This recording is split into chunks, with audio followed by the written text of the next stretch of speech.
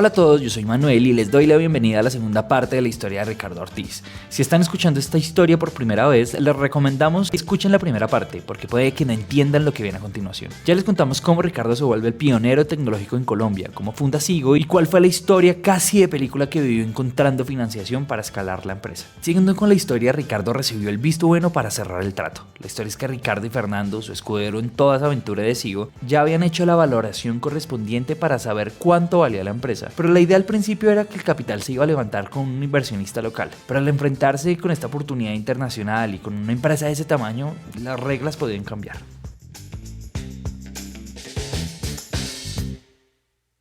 Cuando yo llamo a mi gran amigo y le digo, hermano, acá me están diciendo cuánto vale la empresa y yo tengo la valoración que me hizo Corredores Asociados. Me dijo, los holandeses son los países europeos, multiplique por 2. Y yo, por 2, hermano, eso no es como bien. Fresco, multiplique por 2. Y entonces yo multipliqué por 2. ¿Cuánto vale su empresa? Entonces, haz de cuenta, valía 1.000, les dije, vale 2.000. Y se quedaron callados, se miraron y empezaron a hablar en holandés. Yo cada ratico les decía en inglés, que parecía grosero pues que los manes hablaran. Entonces y me dicen, denos 2 horas, llévenos al hotel y nos recogen 2 horas en el hotel. Y yo los llevé y dije, la cagué. Se acabó esta vaina por bruto, como les pedí yo tanta plata, como le hice caso a este pendejo, hombre. Y a las 2 horas los recogí y llegaron y me pidieron 10% de descuento. De lo duplicado. Claro, o sea, 80% por encima del precio de... Que habían hecho por 1.8. Por 1.8 y se hizo el OI, la carta de intención. Y me dijo el tipo, en un mes lo espero en Delft y firmamos. Y efectivamente cogí el avión y se firmó la alianza con los tipos. Fue la primera inversión en empresas de tecnología que recibió Colombia. Ninguna empresa nacional había recibido inversión hasta ese momento. La primera inversión en empresas de tecnología en la historia de Colombia. En la historia de Colombia. Esta es la razón por la que Sigo es pionero de tecnología en el país, porque nunca había ocurrido una inversión internacional en Colombia. Pero es acá donde empieza una nueva historia para Ricardo, y es que haber conseguido esa inversión implicaba todos los retos del mundo. Y la verdad es que la evaluación que hicieron los holandeses no fue tan juiciosa. Ellos no entendieron el mercado colombiano, que se diferenciaban completamente de los europeos para la época. Por eso Ricardo se empezó a volver una piedra en el zapato.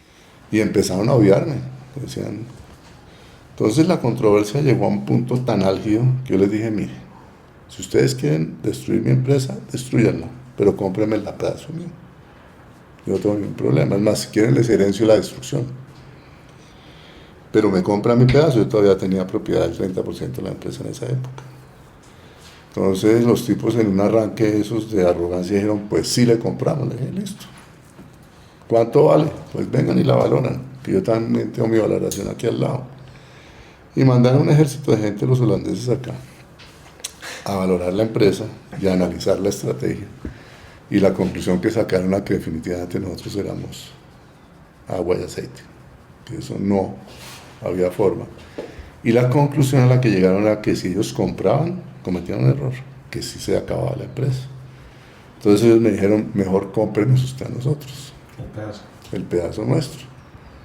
Yo dije, pues depende del precio porque no tengo mucha plata. Y me vendieron muy barato. Ese fue año 2010. Yo recompré Sigo. Barato y a crédito. O sea, les tocó.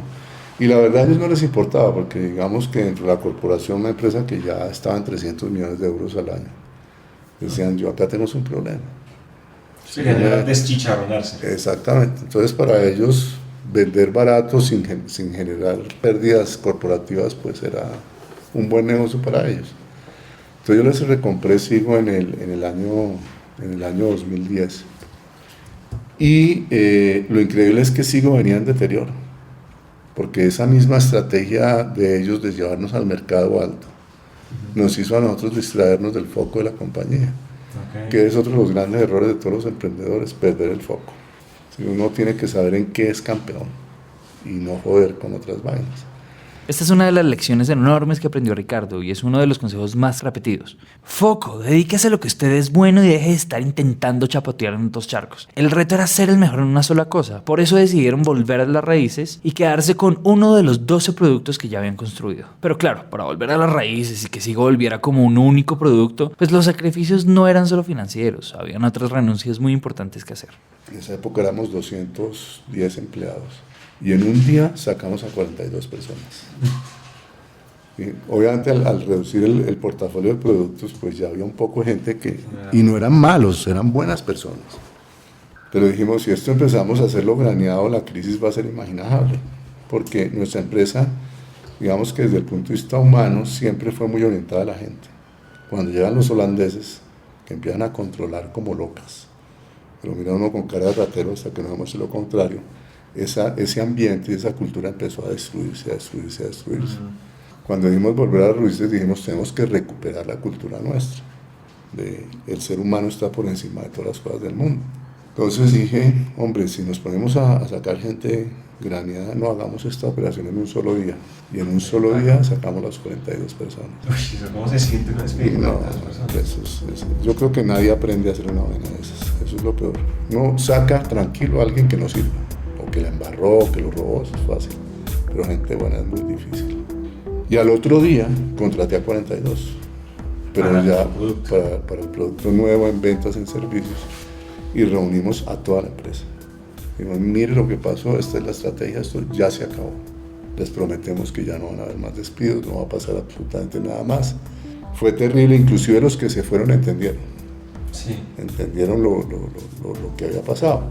Ese fue el momento en el que Sigo consigue el reenfoque necesario para crecer y para el año 2012 aplican para ser emprendedores en Endeavor, una aceleradora de talla global que busca que los emprendimientos crezcan muy rápido a enormes escalas. Para ese entonces el hijo de Ricardo entra a Sigo, se prepara el plan de sucesión y con él una nueva decisión.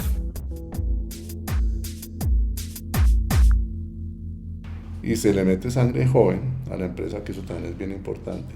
Y pasa la segunda decisión en esa misma época, y es que todas las estadísticas y todas las predicciones de IDC decían que la adopción de software en la nube iba a ocurrir en América Latina hacia el 2020. Nosotros dijimos, pues no, invirtamos en esta vaina. Y hicimos una inversión monstruosa, más de $2 millones, para hacer una reconversión tecnológica total y llevar a Sigo a la nube.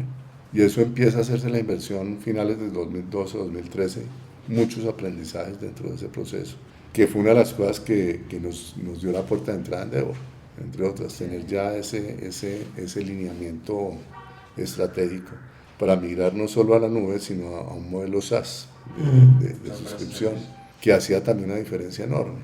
Entonces digamos que por allá 2014, 2015 ya empezamos a estar listos con eso, empezamos a aventurar dentro del proceso de transformación, pero también empezamos a construir lo que hoy se llama la cultura Sigo. La cultura Sigo es material de exportación y es verdaderamente el recurso más importante que tienen dentro de la empresa. Y no puede ser otro que Ricardo el que cuente cómo hace Sigo para culturalmente ser una empresa de talla mundial. Sobre todo mirando todas las historias de Google, de Apple, de Facebook, de LinkedIn, de todas estas empresas que basan su crecimiento más en la cultura y en el recurso humano que en los procesos y la tecnología. Y empezamos a aprender muchísimas cosas. Nosotros le aprendimos a Zappos.com. Delivering Happiness. Delivering Happiness, ese modelo yo lo aprendí en San Francisco en un summit de Endeavor, y llegué acá y le dije a mi hijo, maestro, tenemos que trabajar en esto. Montamos el modelo. Después estuvimos en Stanford en un curso de escalar aceleradamente negocios, y vimos un modelo que llamaba Escalar la Excelencia, o se llama Escalar la Excelencia. Lo incorporamos dentro de la cultura, hicimos una transformación cultural brutal en Sigo. Hoy nosotros somos un modelo cultural en felicidad brutal en el país por eso. Y hicimos una transformación y dijimos, hombre, el ser humano está por encima de todas las cosas del mundo. Y si usted tiene gente extraordinaria, pues su negocio va a ser extraordinario. Eso digamos que es el elemento cultural básico que nosotros tenemos. Y empezamos a trabajar mucho en el ser humano, en cómo hacer que una persona sea feliz. y nos metimos realmente dentro del corazón de la gente, no dentro del corazón de la empresa. Entendido eso, encontraron el santo grial para hacer crecer la empresa. Y así fue. Sigo empezó a crecer y crecer y crecer. Pero el modelo nuevo hacía que los plazos de pago fueran muy largos. Y empezó Sigo a tener un problema serio con la caja. La caja se despedaza. Porque es que tú pasas de escribir una factura de 4 millones de pesos a una factura mensual de 130.000 pesos. Entonces el deterioro de caja es brutal. Entonces cuando nos movimos nosotros al modelo SAS dijimos, hombre, hay que ir al banco porque esta vaina va a estar grave. Hay que darle oxígeno mientras agarra. Entonces fuimos al banco y el banco nos dio la mano. Nos hizo un préstamo muy grande de capital. Y dijimos, bueno, vamos al charco. Y empezamos a vender SAS convencidos de que el mercado iba a responder 50-50. O sea que el 50% seguía licenciando y el otro 50% iba a comprar SAS. Y resulta que fue 80-20. La gente se fue en SAS al 80% y la caja no aguantó. Y sabíamos que el EBITDA de la empresa se iba a deteriorar en ese proceso de transición, porque es que digamos que el SAS en 30 meses revierte el ciclo y después se te vuelve una empresa de caja, como es hoy Sigo, que es una empresa que produce caja todos los meses a granel, pues, porque ya esa recurrencia mensual te genera a ti. Es decir, es que lo que facturas este mes al otro mes facturas eso, más lo nuevo, y vas acumulando esa vaina, se vuelve un... es exponencial, eso es una vaina espectacular, pero esa transición, esos 30 meses de transición son dolorosísimos. Entonces volvemos a los bancos y les decimos, señores bancos, nuestras predicciones fallaron, necesitamos un poquito más de plata, pero los bancos aquí en este país no entienden de proyectos. Y obviamente ven el EBITDA deteriorado, ven que la caja está vuelta a nada y dicen, no, yo creo que prestar usted más plata. Y dice, pues usted sabía que esta vaina iba a pasar porque cuando usted nos prestó plata le mostramos qué era lo que íbamos a financiar. Lo que pasa es que el mercado respondió diferente, que es mejor para nosotros, es decir, el futuro entre más recurrencia mensual haya es mejor. El presente no, porque no hay plata en la caja. Pero no, ningún banco nos quiso dar la mano, ninguno. Entonces nos tocó financiarnos con lo más caro que hay en este país, que es la DIAN. Y nosotros llegamos a darle a la DIAN un montón de dinero. De nuevo era necesario buscar capital. Y es que la verdad es que ninguna empresa de tecnología puede crecer sin capital y eso es una realidad. Se necesita inversión para ser grandes y para mejorar siempre es la solución. Por eso Ricardo sigue buscando hasta encontrarse con Accel, un fondo de capital privado enorme con una filosofía muy diferente de las inversiones. A ellos no les importaba un éxito, ni obtener utilidades rápido, ni nada de eso. Para ellos era más importante hacer que los negocios crezcan y que la inversión que ellos hagan sea segura y se multiplique todos los días. Entonces esa filosofía de Accel que era, a mí me enamoró. Y lo que más me enamoró es que cuando ellos hacen ya el análisis interno de la empresa, se enamoran profundamente de la cultura de la empresa. Dicen, no, una empresa con esta cultura es garantía de éxito. Eso no hay nada que hacer, no hay vuelta atrás. Tanto que dicen que lo más importante para ellos es preservar la cultura de la empresa. Dicen, con una cultura así de fuerte, pues el crecimiento está garantizado, eso no hay nada que hacer. Cuando entra Accel a Sigo empiezan las revoluciones a nivel organizacional, porque no solamente traen dinero a la mesa, sino todo el conocimiento de expertos que vienen a garantizar que su inversión crezca. Hoy Sigo genera más de 500 millones de pesos para la caja mensual de la empresa, y todo gracias al aprendizaje alrededor de la cultura. Entonces empiezan a haber unas revoluciones brutales. Y lo otro que le aprendemos nosotros a estos gringos es tenga lo mejor de lo mejor, no lo mejor de lo mejor. Entonces, por ejemplo, Sigo ahorita se trajo al VP comercial de DirecTV. O sea, una empresa de $12 millones se trae a un tipo de una empresa de $500 millones. Pero es que como uno sigue siendo tacaño, dice, no, págale estos billetes a los man de estos ni por Judas. Y la filosofía de los gringos es, contrate el mejor CFO y dígale que él se pague su sueldo con los ahorros que le va a hacer a la empresa. Y la que nosotros trajimos ya le ha ahorrado el triple de lo que se está ganando a la empresa. Que ese es lo que uno no ve. Y dice, tráigase un man en mercado de ventas que sea de talla mundial. Eso le vale a usted un huevo. Pero dígale al man que se tiene que pagar su sueldo. Tanto que Sigo el año pasado creció 74%. Este año vamos por 110% de crecimiento. Es una cosa loca. Cuando uno se rodea de la gente que es, eso es una locura. Pero obviamente da miedo. Da miedo porque ya usted empezar a pagar sueldos de decenas de millones de pesos. Usted dice, pucha, esto es bravo. Así Ricardo decide también ceder su cargo. Se lo da a su hijo David en el año 2018. Entiende que las revoluciones generacionales son clave para las organizaciones y aún así sigue siendo la cara visible de la empresa y además miembro permanente de la junta directiva. Hoy Ricardo se dedica a apoyar emprendimientos, invirtiendo en algunos con su propio fondo de inversión, pero por otro lado se dedica a hablar de cultura, de hablar de cómo un esquema cultural de una empresa hace que se catapulte. Por eso no podíamos irnos sin preguntarle a Ricardo cómo se hace cultura dentro de una empresa. Yo recuerdo que en la época de la empresa 0 kilómetros la cultura era muy alcohólica, ¿no? Yo era el gerente que llegaba con el guaro el jueves a las 4 de la tarde y le repartía a todo el mundo y las rumbas eran buenas, bueno, y el guaro abre los corazones porque todo el mundo habla lo que nunca ha hablado, ¿cierto? Cuando llegan los holandeses empieza a haber un malestar en la organización muy grande derivado de este control agobiante, que dicen, hombre, yo soy una buena persona, ¿por qué me joden tanto la vida? Es decir, ¿por qué me miran así? Y digamos que dentro de la parte mía personal, yo siempre he estado muy orientado hacia las personas, hacia el servicio a las demás personas. Entonces, digamos que cuando tú hablas de la cultura de un ser humano, es como construyes un corazón sano. Y dentro de la construcción de un corazón sano es crear unos valores fundamentales dentro de la organización, pero orientados a lo humano y no a lo empresarial.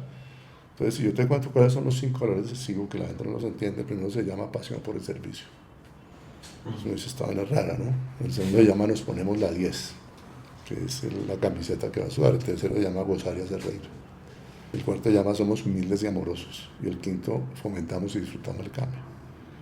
Entonces no está el valor ese que pone la empresa de ISO, los que tienen dice responsabilidad, honestidad y cumplimiento. Entonces pones pura mierda. La gente, ¿dónde está? Y cuando nosotros, por ejemplo, hablamos de pasión por el servicio, es que nos gusta ayudar interesadamente a los demás sin esperar nada a cambio. Nos conectamos emocionalmente con la gente, ¿cierto? Y hacemos que se le alegre el día. Eso es lo que está publicado en los valores de SIGO, ¿cierto? Y empiezas a instrumentalizar esos valores dentro de la gente. ¿Qué significa eso, cierto? Si usted va a ayudar no porque quiere ser el mejor prestador de servicio al cliente, no, usted va a ayudarle a los demás, porque a usted le sale del corazón servirle a los demás. Y entre otros, usted le sirve al cliente, pero usted le sirve a su mamá, a su papá, a su esposa, a sus hijos, a su compañero, a su jefe, a todo el mundo. Es muy poco común que una empresa tenga tanta personalidad y que además desde el presidente hasta el empleado más novato sean conscientes de ella. Si no, escuchen esta historia que le pasó al mismo Fernando. Él llegó con su computadorcito y se sentó, ahí no pues se sentía mal, pues tenía 10 metros cuadrados, se sentía mal. Pero al lado de Fernando estaba una niña de Telemercadeo. Y esta pobre china empezó a sudar, pero es que le llegaba el sudor así, del susto. Y nosotros le preguntamos, ¿qué te pasa? Dice, ¿cómo me sientan al lado del vicepresidente? A mí ni se me mueven los dedos. Y eso demuestra que la gente le tiene pavor al jefe. Es pavor. Y empieza Fernando a rotar en eso. Y si tú vieras los últimos días de Fernando, bueno, de hace como 3 años, es Fer, hazte conmigo, ¿no? O sea, ya el doctor Rebellón y el don Fernando se volvió Fer. Wow. O sea, ya para todo el mundo llama Fer. Hazte hoy conmigo, siéntate aquí al lado. Y uno le pregunta a la gente, ¿usted por qué lo quiere al lado? Y dice, es que no vendo ni mierda. Óigame a ver qué estoy haciendo mal. Entonces empiezas tú a ver que el coaching empieza a ser en tiempo real. Y el entendimiento del jefe de lo que está pasando lo ve ahí. Estando en las filas, estando en el frente de batalla. Eso es ponerse la 10. Por eso nosotros hablamos de la 10 de James. Que yo digo, es que un Peckerman, pues marica, usted de afuera, pero uno dice, métase a la cancha a ver si es tan fácil. Porque allá es donde está la jugada, es ahí. Y donde está la decisión es ahí. Entonces tú cuando logras meter a los jefes dentro de la gente, ¿cierto? Pucha. Y la cohesión que hay entre ellos es una brutalidad.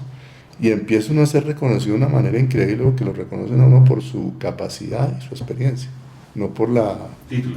No, y el tamaño del bate que le ponga usted la mano, porque es que los cierres son terribles, hermano, son terribles. Para terminar, escuchen esta historia tan sencilla, que define no solo la personalidad de SIGO, sino también la de Ricardo, siempre bajo la insignia de estar orientados a las personas. El Día de las Madres. Entonces, las empresas solíamos darle regalos a las mamás, a los colaboradores mamás, a las colaboradoras mamás. Y un día dijimos, no, porque esto es discriminatorio. Si usted se jodió, y el otro se jodió porque es que es soltera y no tiene hijos. Dijimos, no, esto está mal. Y tomamos la decisión tonta. Vamos a darle regalos a todas las mamás de nuestros empleados, a todas. Y la que la tenga muerta, pues a la que hace su función, su abuelita, su tía, porque alguien hace la medio función de mamá, el que es huérfano. Y entonces dentro de la creatividad que tienen allá dijeron, no, pero es que un regalo que le mandamos, un chocolatín, entonces al principio sí era, pues compremos un ponque de cascabel y mandémoselo. Entonces en la creatividad dijeron, no, ya la tenemos. Entonces ponle cuidado a la actividad, llegaron y compraron todos los materiales de un jardín infantil, fomis, escarchas, cartulinas, papel crepeto, esa cantidad de cosas. Tiraron en el auditorio de la empresa todo al piso y a cada uno de nosotros nos dieron un par de horas para ir allá a hacerle un portarretratos a la mamá, cual jardín infantil. Y pegaron en las paredes varias muestras de portarretratos para el que no es creativo como yo, pues copia alguno de estos. Y unas personas ahí pues ayudándoles a los que fueran ya extremadamente torpes haciendo eso. Y contratamos un fotógrafo fotografiando a las personas haciendo el portarretratos. Y efectivamente todos hicimos su portarretrato de la mamá, imprimimos las fotos y le metimos la foto haciendo el portarretratos. Y el día de la madre fueron todos y le regalaron el portarretrato de la mamá. Y el impacto fue una cosa del otro mundo. Porque un man de 40 años que le lleva a la mamá un portarretratos hecho por él a mano, ahí no importa si es bonito, si es feo, sino es el sentido que tuvo la... Y tiene la foto de su hijo tirado en el piso allá, haciendo la cosa increíble. 6 meses después les pedimos a todos que nos mandaran fotos del portarretratos. Mira, casi el 90% estaban en la mesa de noche de las mamás, de los portarretratos.